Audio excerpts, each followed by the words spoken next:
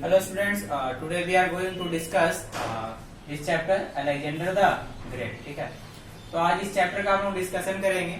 पिछले लेक्चर में मैंने आपको वर्ड मीनिंग्स प्रोवाइड किया था। आई होप आप लोग वर्ड मीनिंग्स याद किए होंगे और फेयर में भी लिख लिए होंगे, क्योंकि आप जब तक फेयर में नहीं करो लिखोगे और वर्ड मीनिंग्स याद नहीं करोगे तो ये जो पोएम है आपको अच्छे से समझ में नहीं आएगा। तो आई होप आप लोग को अब समझ में आएगा, आप लोग लिख लिए होगे, याद भी कर लिए होगे। तो स्टार्ट करते हैं इस पोएम को। इसमें बताया गया है अलेक्जेंडर द ग्रेट के बारे में बताया गया है। तो पहले और इसका थीम जो है विजडम थ्रू एजेस है, जैसे फर्स्ट चैप्टर हमारा क्या था, इसी थीम पे था। तो ये भी है सेकंड चैप्टर आपका, ठीक ना, तो ये भी इसी थीम पे है। तो अलेक्जेंडर द ग्रेट के बारे में हम लोग पढ़ते हैं, क्या था और कौन थे वो और कहाँ के राजा थे और उनकी उपलब्धियां क्या थी, वो सब हम लोग आज जानेंगे। तो चलो चलते हैं पहले बारहवें सेक्शन में। बारहवें सेक्शन में देखो क्या है, did you know that the city of Alexandria was found by Alexander. क्या आपको पता है जो सिटी ऑफ अलेक्जेंड्रिया है वाज फाउंडेड बाय अलेक्जेंडर। जो अलेक्जेंड्रिया सिटी है और जो अलेक्जेंड्रिया नामक एक सिटी था उस समय, वो किसके द्वारा बसाया गया था, मतलब उसके फाउंडर कौन थे, तो अलेक्जेंडर थे। ठीक है, अब देखो the lighthouse of Alexandria was considered to be one of the 7 wonders of the ancient world. जैसे एंशिएंट वर्ल्ड में अगर देखोगे तो जैसे 7 अजूबा में से तुम्हारा ये जो अलेक्जेंड्रिया का जो ये द लाइट हाउस है, ठीक ना, the lighthouse of Alexandria, ये पिक्चर देख रहे हो, ये लाइट हाउस उन 7 अजूबों में से एक था एंशिएंट वर्ल्ड में। ठीक है, और यहाँ देखो क्या है, look at the pictures, write the names of this wonders as well as their location. चलो देखो ये पिक्चर्स है, पिक्चर्स के जो मॉन्यूमेंट्स हैं, ठीक ना, उसका नाम आपको लिखना है और आपको ये भी लिखना है कि उसका लोकेशन कहाँ है, किस देश में है। ठीक है, तो जैसे ये देखो ताजमहल, ताजमहल कहाँ है, इंडिया में, आगरा में। तो इसका आपको क्या लिखना है, मॉन्यूमेंट्स का नाम भी लिखना है और इसका लोकेशन भी लिखना है। उसी तरह से यहाँ भी पिक्चर्स आप देख रहे हो, ये भी देख रहे हो, जैसे और भी कुछ पिक्चर्स हैं, मैं आपको एक बार दिखा देता हूँ। ये दोनों पिक्चर्स हैं, तो ये आपका होमवर्क है। आई होप आप लोग के पास बुक होगा तो बहुत अच्छी बात है। आप बुक स्टोर्स भी आप खुलने लगे हैं तो आप बुक अवेलेबल करो, क्योंकि बुक रहेगा तो ज्यादा समझ में आएगा। ठीक है, और बुक रहने से आपका जो मतलब पढ़ने का जो ज्यादा क्यूरियोसिटी बढ़ेगा, आपको उत्सुकता बढ़ेगी कि आप बुक्स भी देखोगे और ये वीडियो भी देखोगे तो आपको ज्यादा समझ में आएगा। तो ये सब जो मॉन्यूमेंट्स का नाम है और लोकेशन है, इट्स योर होमवर्क, आपको लिखना है। बाद में मैं तो प्रोवाइड करूंगा इसका आंसर, लेकिन पहले आपको कोशिश करना है कि इसका नाम लिखें और सर्च करके देखें क्या नाम है और इसका लोकेशन क्या है। ठीक है, और जैसे यहाँ देखो ये पिरामिड है, तो ये कहाँ का है और किसका लोकेशन क्या है, ये आपको लिखना है। चलो चलते हैं अब हम रीडिंग सेक्शन में। रीडिंग सेक्शन में क्या है, देखो Alexander the Great is regarded as one of the most powerful rulers in history. जो अलेक्जेंडर द ग्रेट जो थे वो बहुत ही शक्तिशाली रूलर थे, बहुत ही शक्तिशाली शासकों में से एक माने जाते थे। इतिहास में उनका एक बहुत ही अलग पहचान है, अलग नाम था। अभी भी उनके बारे में कई बुक्स में लिखा जाता है, पढ़ा जाता है, जैसे अभी आप पढ़ ही रहे हो, है कि नहीं। He was the king of Macedonia from 336 BCE to 323 BCE. Okay. जैसे देखो he was the king of Macedonia, वो मैसिडोनिया के राजा थे। जैसे हमारा देश इंडिया है तो उसी तरह से मैसिडोनिया भी क्या है, एक देश है, ठीक ना, वहाँ के राजा थे।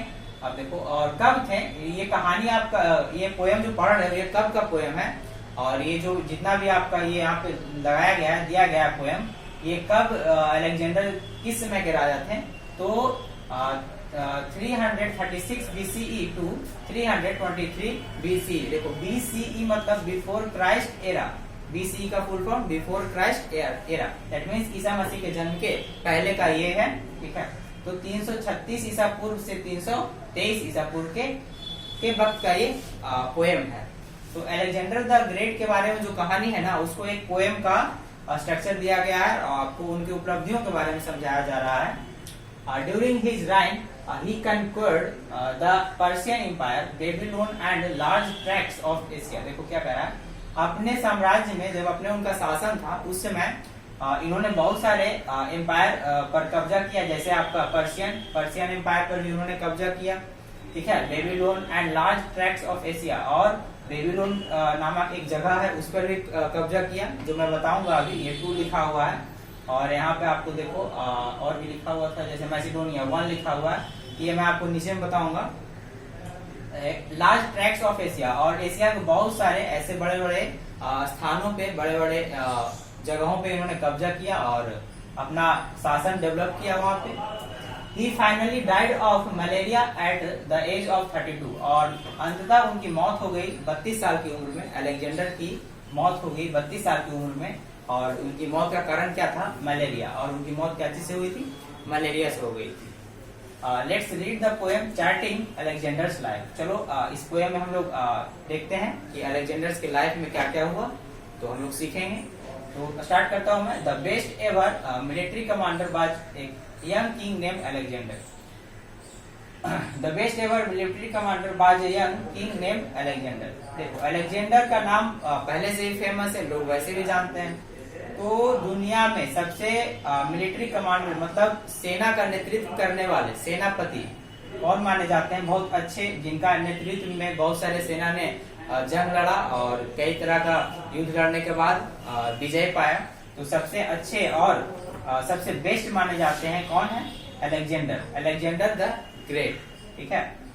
was young king named Alexander from the Macedonia city state. He was known as Alexander the Great. देखो क्या कह रहा है, from the Macedonia city state, और जो मैसेडोनिया स्टेट है, ठीक ना, तो he was city state, he was known as Alexander the Great। और किस नाम से ये प्रख्यात हुए, किस नाम से इनको पॉपुलैरिटी मिली? अलेक्जेंडर द ग्रेट के नाम से, क्योंकि इन्होंने कई सारे युद्ध लड़े और कई सारे युद्ध पर इन्होंने विजय पाया और कई देशों से लड़ते रहे और उन पे कब्जा अपना बनाते रहे। क्योंकि पहले तो होता था ये ना कि अगर आपको किसी पर शासन करना है तो आपको उससे क्या करना पड़ता था? फाइट करना होता था, और बिना फाइट के आप किसी पे कब्जा नहीं कर सकते थे।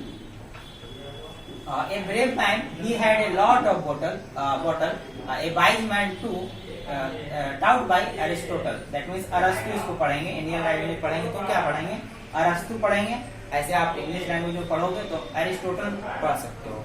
देखो, a brave man, he had a lot of bottle. ये महान आदमी, जो बहादुर आदमी थे, इन्होंने कई सारे, लॉट ऑफ बॉटल मतलब कई सारे युद्ध को लड़ना, कई सारे युद्ध पर विजय पाना। मैंने लिखाया था आपको word meaning, a lot of bottle यहाँ भी लिखा हुआ होगा। देखो, ए लॉट ऑफ करेज मतलब बहादुर थे, इन्होंने कई सारे युद्ध लड़ा।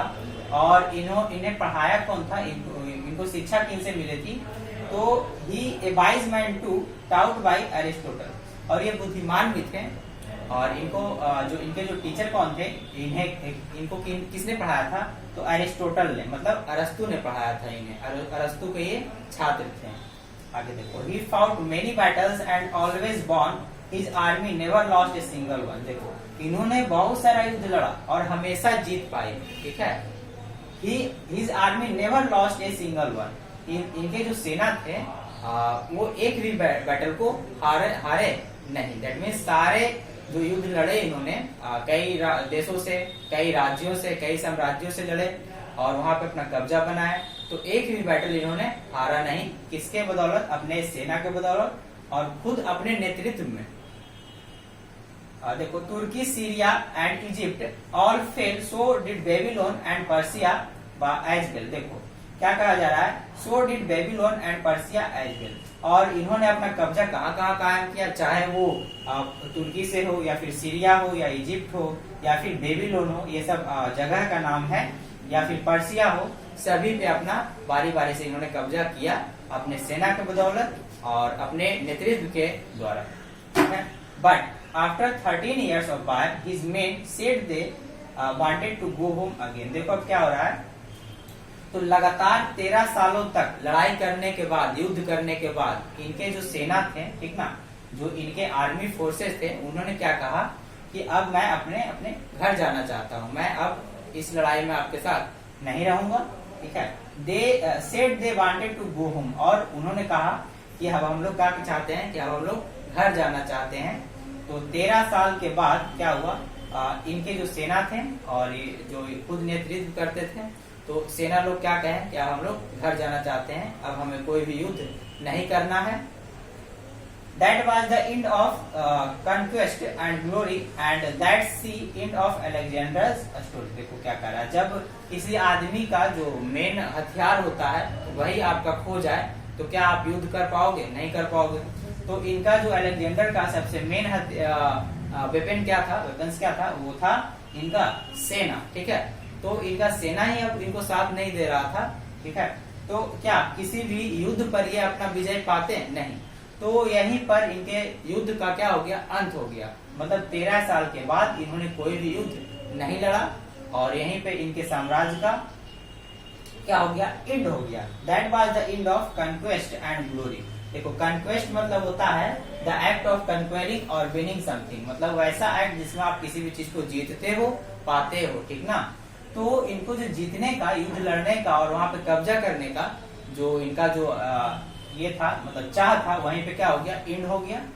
And that's the end of Alexander's story, और अलेक्जेंडर स्टोरी का भी यहीं पे अंत हो गया। देखो इनके जो इस पोएम के जो पोएट हैं कौन है? पॉल पेरू पोएट हैं। और देखो मैं 1 2 3 पारी से समझाता हूँ। जैसे देखो, Macedonia was an independent kingdom near Greece. देखो ग्रीस के नजदीक, दैट मींस यूनान के नजदीक एक किंगडम है, साम्राज्य है था, जिसका नाम क्या था? मैसिडोनिया था। ठीक है, Babylon was once a major city of ancient Mesopotamia, today its ruins are found in Iraq. देखो बेबीलोन क्या था? बेबीलोन मेसोपोटामिया के नजदीक एक शहर था। ठीक है, टुडे इट्स रुइंस, इसका जो अवशेष है, रुइंस मतलब अवशेष, खंडहर, जो इसका खंडहर अब कहाँ आपको देखने को मिलेगा? इराक में, इराक के आसपास में आपको बेबीलोन का खंडहर देखने को मिलेगा। ठीक है, मतलब ईसा मसीह के जन्म के पहले का ये कहानी है। अब देखो, Aristotle was an ancient Greek philosopher. Aristotle, अरस्तु कौन थे? एक ग्रीक फिलोसफर थे, ग्रीक दार्शनिक थे, जो कि इनके टीचर थे, अलेक्जेंडर के टीचर थे। ठीक है, Persia is the ancient name for Iran. Persia क्या है? ईरान का पुराना नाम क्या है? पर्सिया है। ठीक है, तो I think this is the last page. नहीं, ये वर्ड मिक्स मैंने आपको करवा ही चुका हूँ, तो ये आपका वर्ड मिक्स हो गया है। तो इन शॉर्ट अगर इसका मैं समरी बोलूं तो समरी आप सुन लो, ऐसे होगा। समरी आप सुन सकते हो जैसे अलेक्जेंडर के बारे में। तो अलेक्जेंडर एक बहुत ही महान क्या थे? राजा थे, मैसिडोनिया के राजा थे, और इन्होंने कई तरह का युद्ध किया और सारे युद्ध में इन्होंने विजय पाया अपने सेना के बदौलत और खुद से भी। ठीक है, और इनका चाह था कि बहुत सारे जगहों पर हम कब्जा करें, और अपने नेतृत्व में ही, सेना की बदौलत ही इन्होंने कई देशों पर कब्जा किया और अपना साम्राज्य कायम किया था। ठीक है, तो यही था हमारा अलेक्जेंडर के बारे में। और इनके जो गुरु कौन थे? एरिस्टोटल थे, और इन्होंने बहुत सारे जगह पे कब्जा किया, जैसे तुर्की हो गया, सीरिया, इजिप्ट, बेबीलोना, पर्सिया। ठीक, तो अगर क्वेश्चन में पूछा जाएगा कि अलेक्जेंडर कहाँ के राजा थे, तो आप बोलोगे मैसिडोनिया के राजा थे। ठीक है, और ऐसा भी क्वेश्चन बन सकता है कि अलेक्जेंडर का मौत कैसे हुआ था? तो मलेरिया के कारण 32 साल की उम्र में इनकी मौत हो गई थी। ठीक है, तो ये था हमारा डिस्कशन अलेक्जेंडर द ग्रेट के बारे में। अब मिलते हैं हम लोग नेक्स्ट लेक्चर में इसके क्वेश्चन आंसर के साथ। ठीक है, थैंक यू सो मच।